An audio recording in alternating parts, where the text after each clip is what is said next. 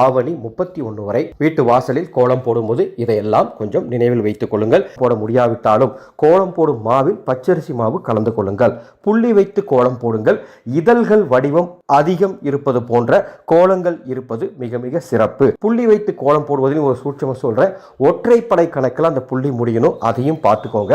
கோலம் போடும்பொழுது ஜெய் கிருஷ்ணா அப்படின்னு மனசுக்குள்ள ஒரு 3 முறை சொல்லிட்டு கோலம் போடுங்க.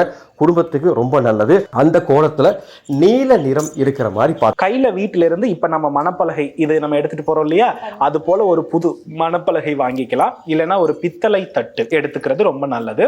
அதுல நம்ம மாக்கோலமா ஒரு ஸ்டார் அல்லது ஸ்வஸ்தி குறியீடு இந்த மாதிரி வரைஞ்சிட்டு அந்த இடத்துக்கு போகும்பொழுது நம்ம விநாயகர் வாங்குறோம் இல்லையா, வாங்குறவாளுக்கு கண்டிப்பா கொடுக்கக்கூடிய அந்த விநாயகருக்கு கொடுக்கக்கூடிய பணத்தை தாம்பூலத்தோடு கொடுத்துதான் பெறணும். பொதுவா என்ன பண்ண மாட்டாங்கன்னா, வியாபாரிகள் தானே அவங்க மண்ணு அப்படி இப்படின்னு சேது சகதியமா நின்று வியாபாரம் பண்ணிட்டு இருப்பாங்க. ஆனால் நம்ம இந்த தாம்பாலத்தோடு ஒரு அந்த தட்சணையை நம்ம கொடுக்கும் பொழுது கண்டிப்பா அவர்களுடைய மனம் மகிழும். வாய்ப்பு இருக்கிறவா ஒரு பெண்ணோ ஆணோ யார் இருந்தாலும் ஒரு வஸ்திரம் வச்சு கொடுத்து, எத்தனையோ பேருக்கு நம்ம இது பண்றோம், அந்த வஸ்திரமும் அந்த ஒரு பழமும் அந்த தாம்பூலத்தை கொடுத்துட்டு அந்த விநாயகரை வாங்கும் பொழுது விநாயகரும் தோஷமற்றவராகிறார், அவர்களும் மனநிறைவோடு தருகிறார்கள். அது ஒரு வித மகிழ்ச்சியை நிச்சயமாக உருவாக்கும். அவர்களுடைய உழைப்புக்கு இறைவனை உருவாக்கி கொடுத்ததற்கு அவர்களுக்கு ஒரு நல்ல